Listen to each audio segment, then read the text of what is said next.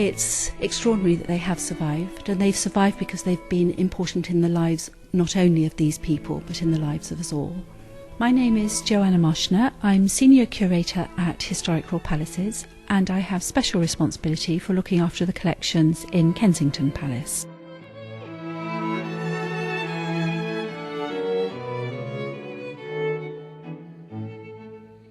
It's the oldest of the royal wedding dresses to survive in its entirety. We have a few fragments of ones earlier than this. Princess Charlotte married Prince Leopold of Saxe-Coburg in 1816. And what is absolutely startling about this dress, and makes it different to all the others, is that it's made out of a really elaborate silver textile. It has an underdress of silver lame, and over the top of that is a dress of silk net embroidered all over with silver too. And Charlotte's dress sits at the end of a tradition of centuries which saw royal brides being dressed in gold and silver textiles, these really precious, expensive and indeed really heavy textiles which shouted loud about the status of the young bride.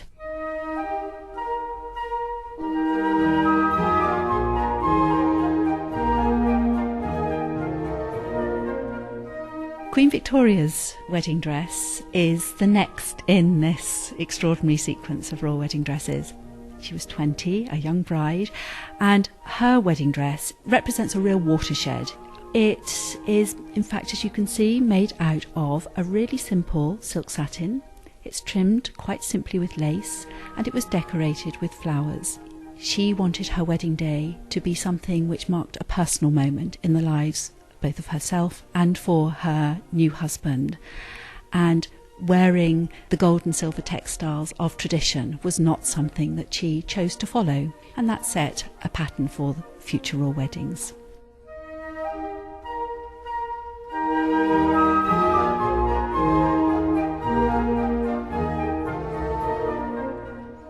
The next dress in the sequence was worn by Princess Alexandra of Denmark. She married Prince Bertie, Prince Albert Edward, who was Queen Victoria's eldest son, in 1863. She was a slender, very beautiful woman, and coming from Denmark, she was obviously very concerned to make a big impression with her new wardrobe. And this dress is made out of English textiles, and the silk has been woven in Spitalfields in East London, and the lace was made in the little villages of Honiton and Beer in the West Country.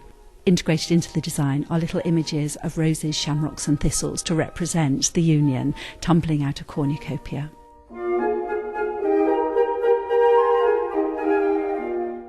The next dress was worn by Queen Mary. It was back in 1893 that she married Prince George, who was the son of Edward VII and Queen Alexandra. This wedding dress, as so many of the royal wedding dresses of the 19th century, is trimmed with wax orange blossom. Perhaps surprising now when we would opt so quickly and easily to the wearing of real flowers.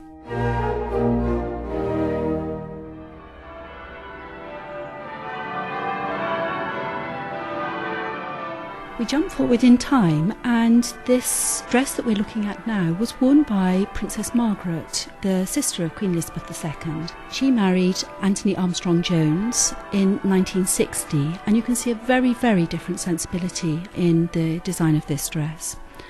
Princess Margaret had an extraordinary license to be creative, to be able to perhaps follow contemporary fashion in a way that her sister, who married Prince Philip of Greece in 1947, wouldn't have had the opportunity of doing.